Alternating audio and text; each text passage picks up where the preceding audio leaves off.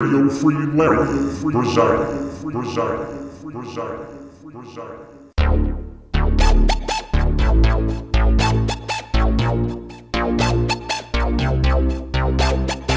You can run, but you can't hide.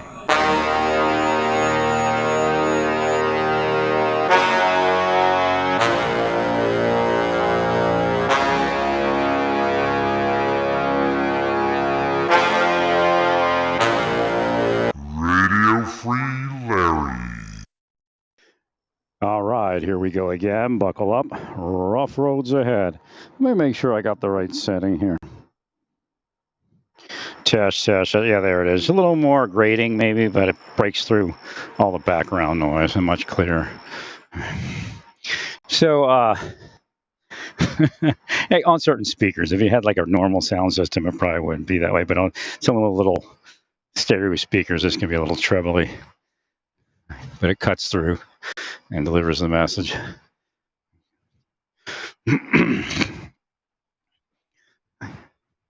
So RICO is similar to a criminal conspiracy, and in fact, it is a criminal conspiracy.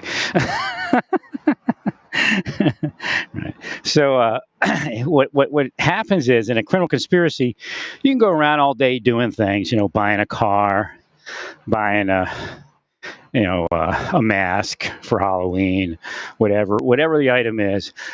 But if somewhere you made an agreement with somebody to engage in a criminal act or a crime, I should say, and you went and you bought an automobile, a can of SpaghettiOs, a mask for a bank robbery or something like that, then that act, which is innocuous, which is not at all illegal or unlawful, becomes unlawful.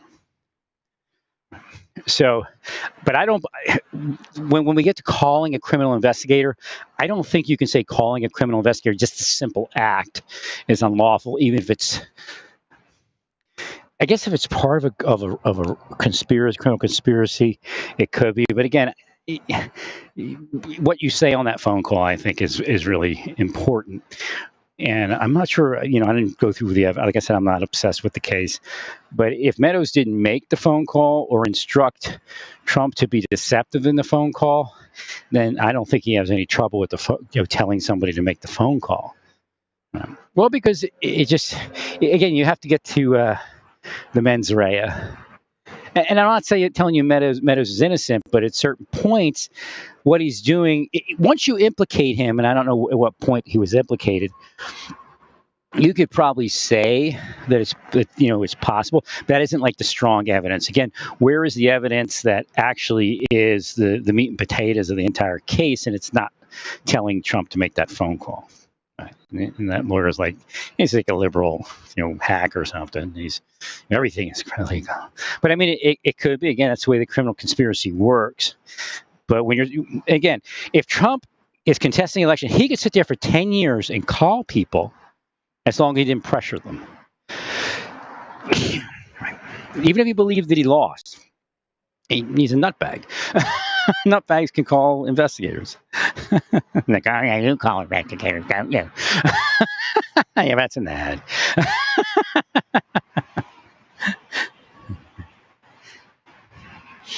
No, notice these allergies. Jeez.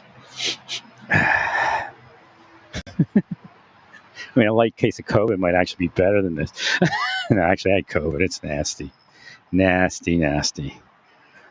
Wasn't officially COVID because I think what happened in Tyler, Texas, is COVID was there early. That's why we had fewer cases when they looked at what the official caseload was through the whole early pandemic, right? And I think we lucked out. I think we got some sort of strain that was just weak at that point. It was the beginning, and it just didn't work to kill us. We were all sick. Everybody's walking around. I mean, people that were like, 40 years old to like 60 years old. And, these people are like the resilient people. They drink like 7 cases of beer a day and they live for like ever. And 2 packs of cigarettes. Those people. The general public. The older people, like, oh, because probably they've probably been around so many viral infections and bacterial infections that their body like can kill anything. Sleeping on the ground while people urinate on them, all sorts of weird stuff. But we were all like, this is like the worst thing I've ever had. And these are not old people, but people that have been around since maybe the 70s, the 80s, 70s, 80s, 90s. Right. So we all were like, yeah, this is horrible. Little do we know we could die. Oh, I was so sick and bad. I was like, and then I'm like, I'm running out of time. I have to go get my Texas license. Like rented a car just to go get my Texas license.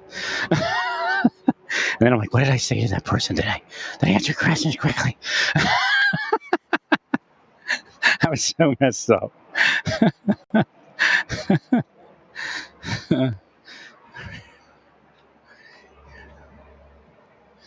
The helicopter up there. Where is it going? All right, so wait a minute. Is he not in there? All right, she just walked by. Hopefully, I don't know. Hopefully nothing's going wrong. I just talked to him. He was on the balcony with the lights off. Maybe they went to sleep. I don't know.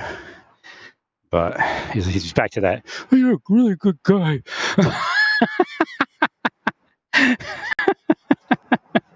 I said, no, God's a really good guy. He makes this possible. So I do it. And you go, God. Nobody said God to me in like 15 years.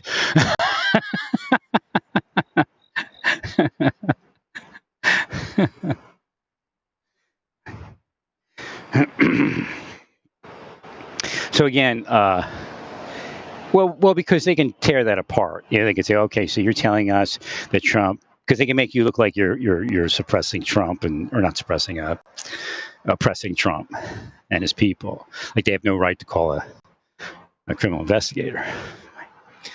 And there was, yeah, right. So again, Trump had a right to do certain things. You have to focus on what the meat and potatoes of the case is, and yes, it can make that unlawful. But I don't think, there was an overall criminal conspiracy, but I don't think that's an important part of it per se. Right. That Meadows told Trump to call a criminal investigator or some sort of investigator in Georgia. Right. It says right.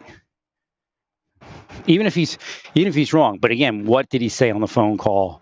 And does it appear that there's some unlawful part of it? Again, when we speak of criminal conspiracies, it could be an overt act, but I don't know if I'd have to look at the date of it. I don't know if the date of that call really gets thrown in.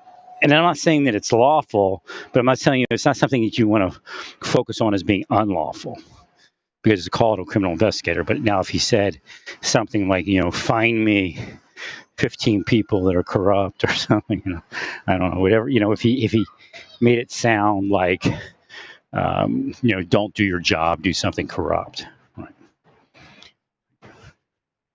Even if it's an allegation about somebody, if, like when I give, it's been a long time, long sordid trail of harassment from the government and others. But when I used to contact the government more so, and I still do it, I just kind of just give it to the government and do whatever you want. I'm just going to tell you what I'm seeing and what's happening. Right? You're going to do what you're going to do. I'm not going to sit here and lament over it. I'll just call you a piece of shit. Like the rest of them.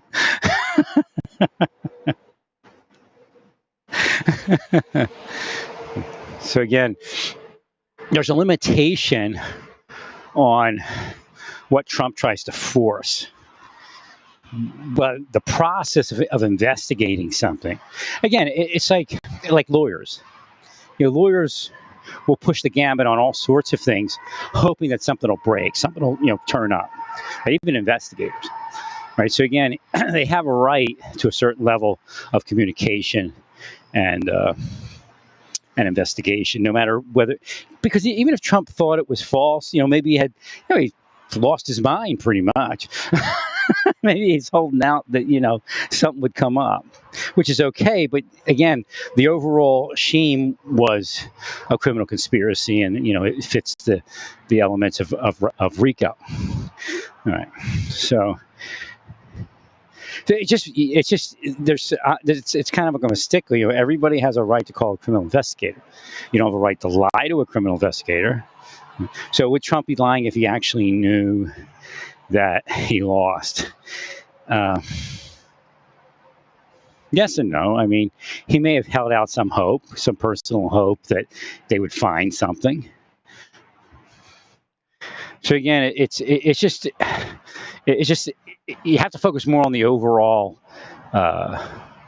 flow of the scheme versus because Meadows told Trump to make a phone call and that phone call is part of the charged conduct. It's kind of like, it's my uncle's sister's brother married her uncle's son's grandfather. Wait a minute, that's gay. Grandma.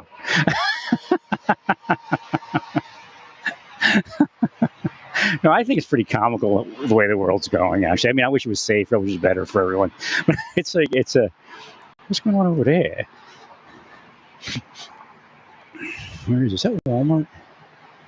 It's pretty lit up. There's flashing lights. What is that? I can't figure out what that is. I don't know if I noticed that before. Was that by the hospital? I can't tell. It's just there's a little bit of depth perception here with what's going on.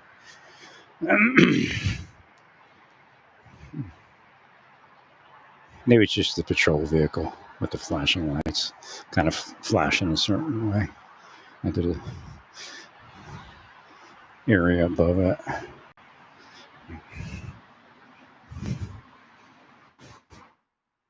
So again, something might be unlawful or appear unlawful or be usable as unlawful, but you have to be careful that you don't make it look like, again, if you have to focus on the meat and potatoes in these cases, and that's more important. But again, explain to the jury how it works, that activity that is lawful becomes unlawful when the scheme of the scheme, whatever it is. MI5, get out of here.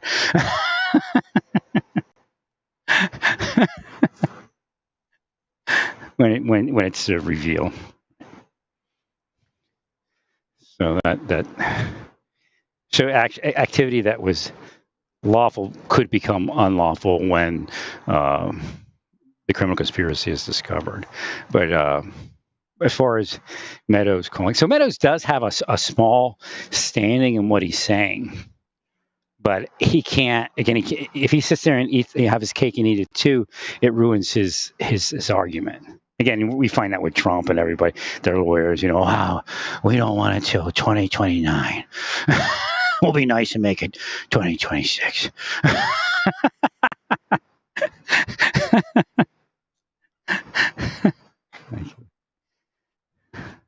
So again, it's that same kind of thing where they're trying to play the court a little bit. And it didn't work but again, they don't care about what's her name, Chutkin or whatever it is. They don't care because I think they're trying to set her up for an appeal. I think they already know that Trump's going to be convicted. It seems like they're setting things up for appeal. That's what it seems like to me. But I don't think they'll get anywhere because she went on the record and said, hey, I'm asking you one more time for a better date. Which means she's not going to approve their date. And again, they're going to just probably throw that in some big appeal to say the judge was, again, one of the problems is because they're doing what they're doing, they could probably present a case that might work as far as the judge being biased. But when they do what they do, then the case can't be. It won't go anywhere. I mean, it'll go somewhere, but then they'll just, it won't get any judges behind it. because they're all judges. You have to remember that.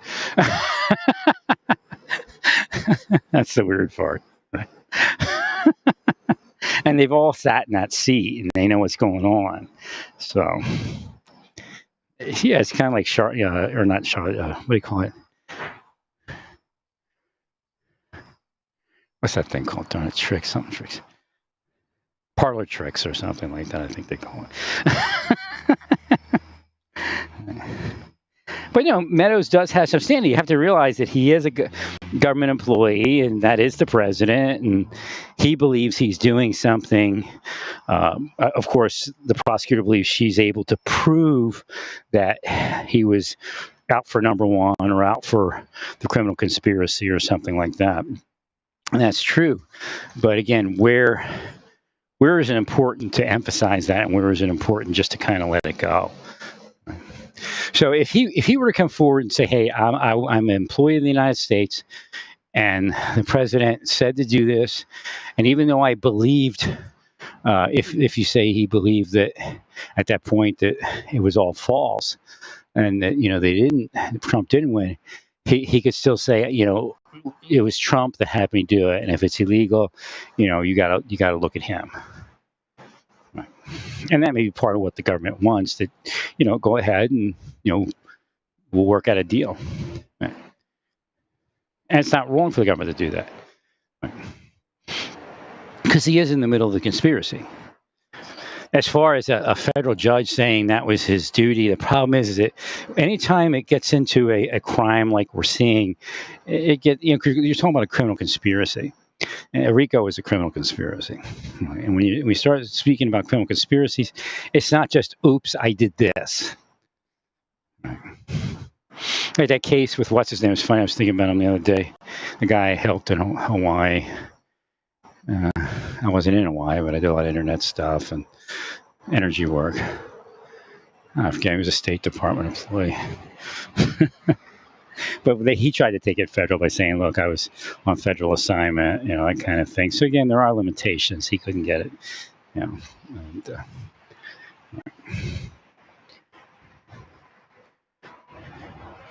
well, again, crime. There's crime that's committed based upon just kind of being in the moment, and then criminal conspiracy is a little bit more difficult to make somebody believe that you're just in the moment, because they stretch out over, especially this kind of conspiracy, the RICO, because it stretches out over an extended period of time. But do I think we have to prove every little jot and tittle act? No. There's this, I think if he were to approach the prosecutor's attorneys, and maybe that's where he's heading. Maybe he's just trying to see what he can free up, right? But he might go to the prosecutor and say, "Yeah, look, I just did what Trump told me. I thought it was okay. If if it's against the law, my boss had me do something against the law."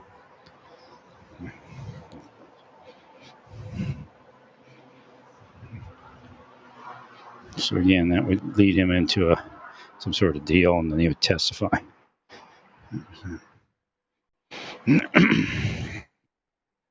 Well, because if you go to that time period and you see what transpired, and they're still in the White House, he's still a chief of staff, right? He still has his job, and he's got to serve the president, and he's caught up in the moment. And again, an average person on the street or person of color that's from an underprivileged upbringing, they have the same thing happen. So again, he has standing and he doesn't have standing, because there's people that have gone to prison for similar circumstance.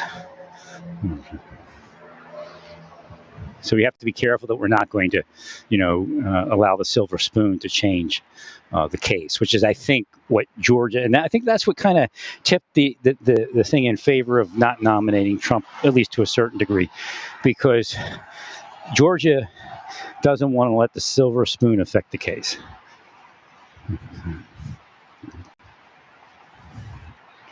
As it should, because that's the only way to get out of this mess that the nation's in.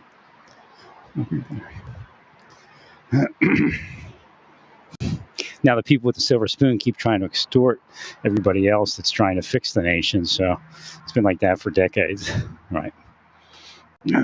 So again, that's our problem. And if we have people that can push that thing and get it through, then more power to them. We're trying to fix the nation. It isn't really as much. It is about Trump, and not really. It's about that whole corrupt system.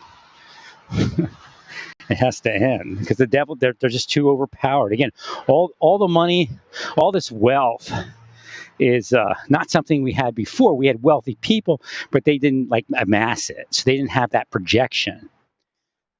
They had a smaller projection. So again, when they're devils, they project and cause changes in the world in a negative way. Although they may think it's positive because them and their people go up. So we have to just, shut down the mafias, the devil mafias.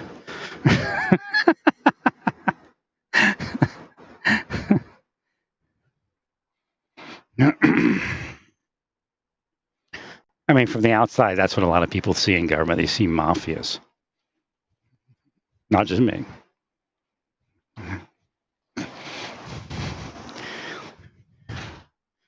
So it is what it is, I guess. And isn't what it isn't. This dog's staring at me. So, so again, when you're speaking about a case that large, you don't. You need to focus on the meat and potatoes so you don't lose the. And see, the defense might do that. Just focus on the little. So you're saying that Beto's telling his boss to call the investigator in Georgia is illegal?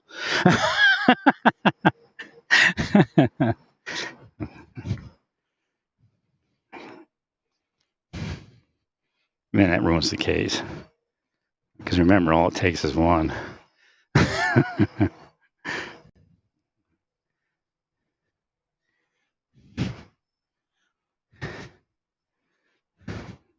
Again, there's a lot of, kind of, I guess, extortion and strong arming and stuff going on. In a white, this is the weird part, and I brought this up before, how the deep state's white collar murder, white collar extortion, white collar. So it's just strange because that's how they present it.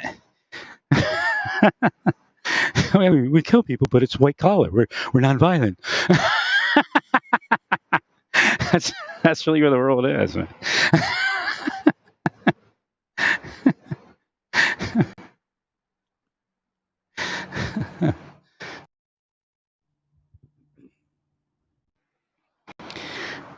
Let's go in here. I think my one battery broke. I'm going to have to try to do a warranty on it. Say, it was a nice battery, NUE or something, or NIU. NIU or NUEI. Yeah. An agent here and an agent there. Yeah.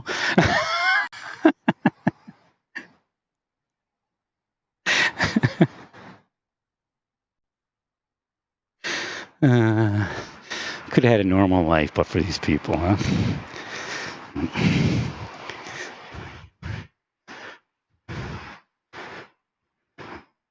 All I want to do is go to church and then hopefully find somebody to date and marry. And, when life settles down and becomes normal again, then I preach and become an evangelist. That's the only plan I actually had when I went to Marshal Service. But the Marshal Service wasn't having it. They're going to drive you off the road just like Bill Scott.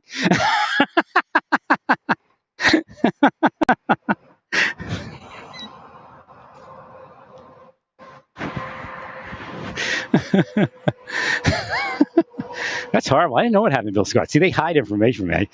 I just, recently got to. And I've been on Fogg's page before. It was off of Fogg's page, that little clip I pulled out where the demise of Bill Scott. He's here. He comes here every so often. I don't see him as well. Actually, I don't see Bob and Bruce all that much anymore.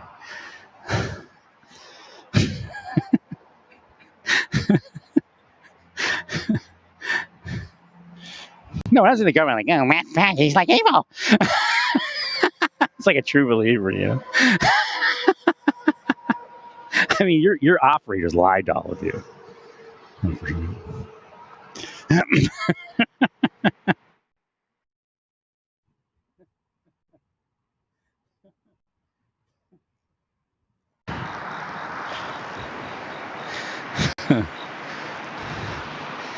And I bought this pumpkin spice cappuccino. I thought it was going to be good. It's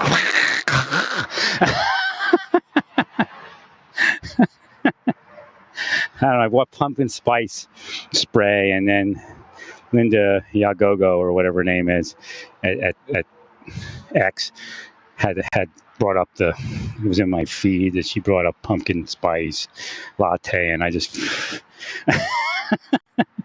been trying to strive for a pleasant tasting pumpkin latte since, out of my home system. I found pumpkin spice whipped cream. I think that would probably be one of the better tools. Well, what happens is I use too much of it, and it has. The problem is that I think they put clove in it. If you look at some pumpkin spice, some doesn't. Like McCormick knows what they're doing. They don't have clove in there, and because clove can be bitter, right? Walmart puts clove in there, and I think this DeVita or whatever it is, quickie cappuccino mix. I think it has clove in it, so I have to reduce how much I use. Oh my God, these allergies are horrible.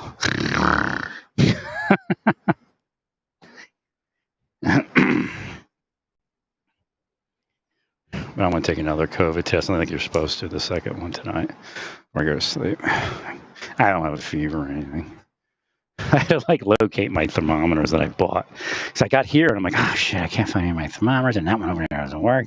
So I bought two. I bought a Vicks one you put in your mouth, and then when you hold it, you go, food. And I can't find the one that goes, food. Because that's what Satan does, And Satan starts laughing. I made you lose them again. And Satan being the government, And all the people I used to work with.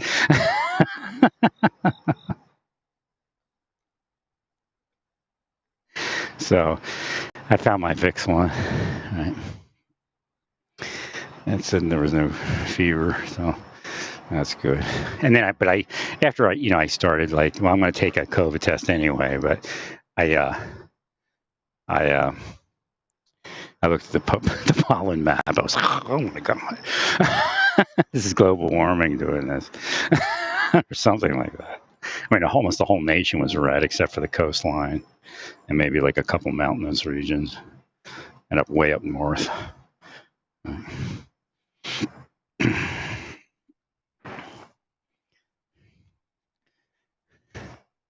So that's not too cool. But that's the way it used to be. I'd be like at Amarillo back when, closer to 2020,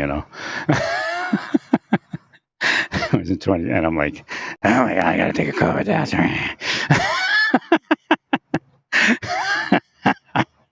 And the doctor was like, well, yeah, it's probably allergies. Better safe than sorry. So I'm not hyped up on it now, but I just still do the home one real quick and get it over with. I mean, I've had allergy symptoms for the last month on and all, so it's not like I ran right away. But recently I did get exposed a little bit to some people, so I was like, well, maybe, let's see.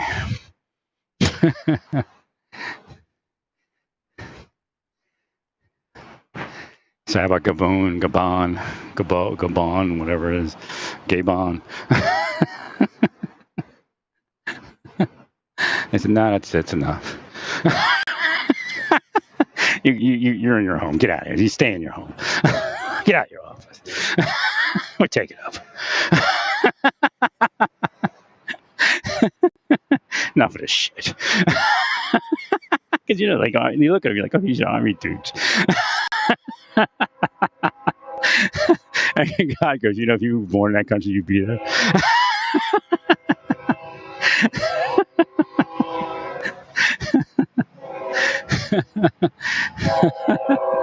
And dude's he's really trying to present a certain message, the spokesman, which is pretty good. He's like, in the spirit of our ancestors, God in the spirit of our ancestors. So he's trying to present the right model, but we don't know where it's going to go, of course.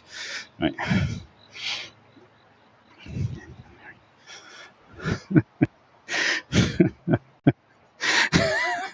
They all sitting back.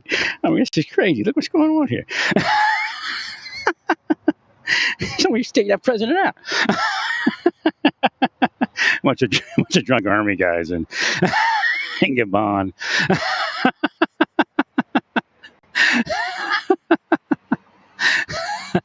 Because there's something going on behind the scenes. They haven't spoken about it, but apparently the people are like a little festive and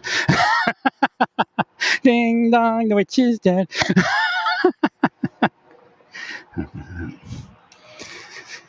That's just a horrible world. Wonder if they hear from me.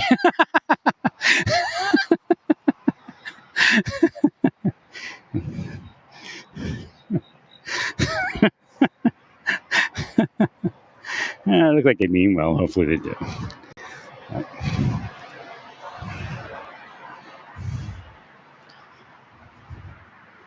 Apparently it's an oil-rich country, and the president's like, "Come save me, my allies, Trump, help me." Cute.